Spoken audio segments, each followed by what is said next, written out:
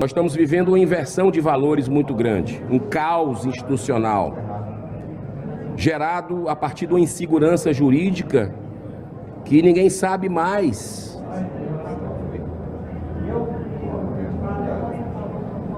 Quem está no seu quadrado, quem não está, não existe separação entre poderes no Brasil, não existe absolutamente independência entre os poderes, tem um poder que está acima dos demais e que pinta e borda com o país. E o brasileiro precisa ter alguém para defender, né? Então, com todas as limitações e imperfeições, nós temos procurado cumprir o papel de uma certa forma, ser a voz da sociedade. E esse pedido de impeachment do ministro Gilmar Mendes, ele chega após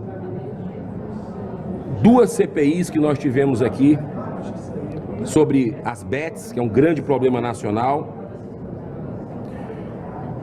de convocação, na verdade, convite para o ex-presidente Edinaldo Rodrigues, da CBF, dar explicações na Comissão de Esporte, um requerimento meu, por um assunto que foi muito aventado, e eu quero fazer aqui justiça à revista Piauí, que trouxe matéria sobre esse tema, que nos ajudaram bastante, pedidos de informações não respondidos também, que nós enviamos a instituições sobre a questão de um eventual conflito de interesses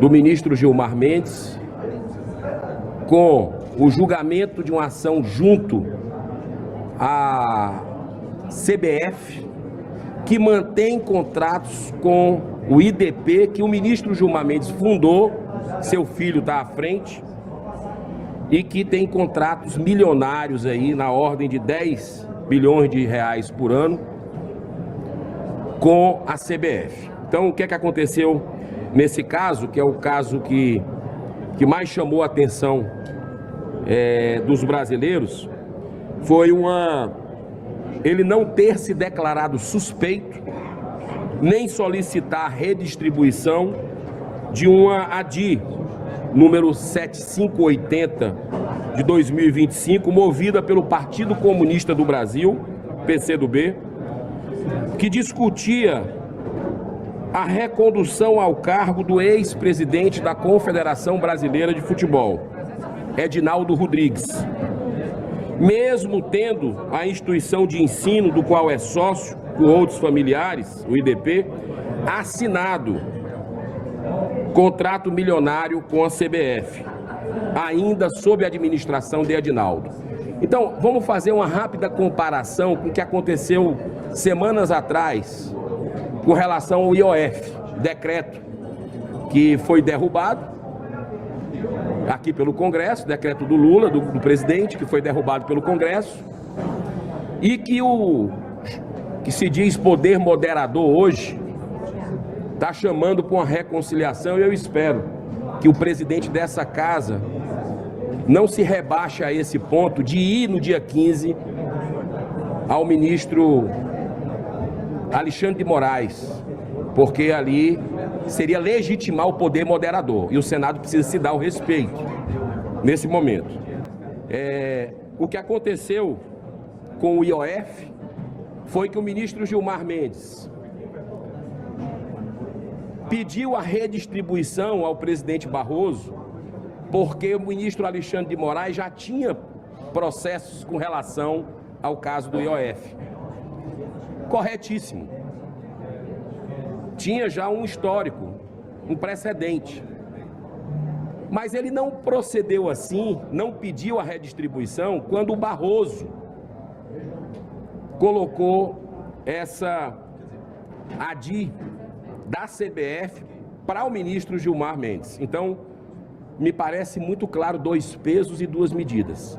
Ele poderia ter se declarado suspeito e pedido a redistribuição para o ministro André Mendonça. Que o interessante, ministro André Mendonça, num debate que teve no Supremo Tribunal Federal, chegou a dizer que a CBF não resistiria a uma investigação. Por que o ministro Gilmar Mendes não fez isso? Será que é porque tem contratos com o IDP, que a CBF tem contratos?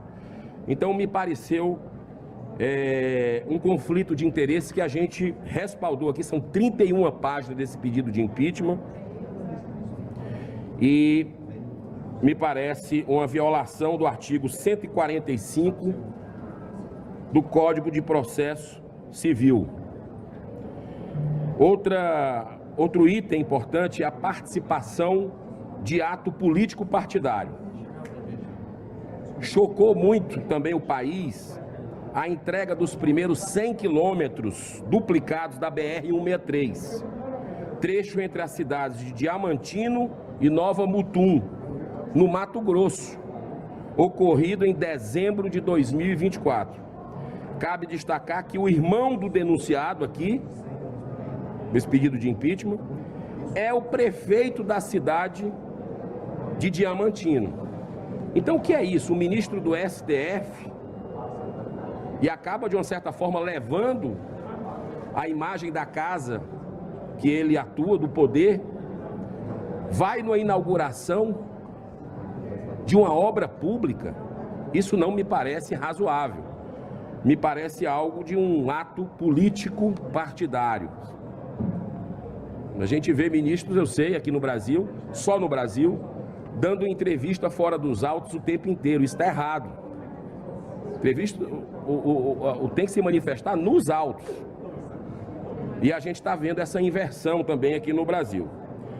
Outro caso também, que para fechar o último item, são interferências em matéria exclusiva do parlamento, mais uma invasão, né, um ativismo judicial, por atuar de maneira ostensiva a favor da volta da homologação trabalhista em sindicato, utilizando-se do cargo que ocupa para dar crédito ao PL 2690 de 2025, que a gente tem visto muito aqui, legislações que nós passamos, às vezes, décadas debatendo com a sociedade, consumindo o dinheiro de quem paga imposto, né, com salário, com a estrutura de assessoria, e numa canetada, um ministro do STF vai e desfaz. A gente tem visto isso à torta e à direita.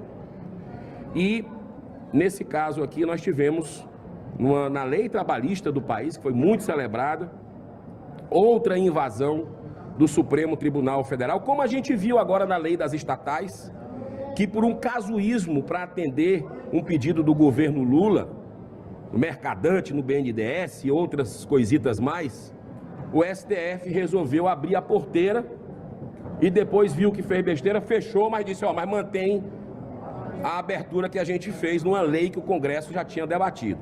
Isso a gente está vendo no Marco Civil da internet, viu agora com a institucionalização da censura no Brasil, referendando aquelas decisões vergonhosas dos tribunais secretos que foram revelados pelos Twitter Files, os arquivos do ex-Twitter, que estava lá pedindo para as plataformas censurarem os nossos tribunais superiores, pedindo para as plataformas fazerem. E agora eles estão institucionalizando isso.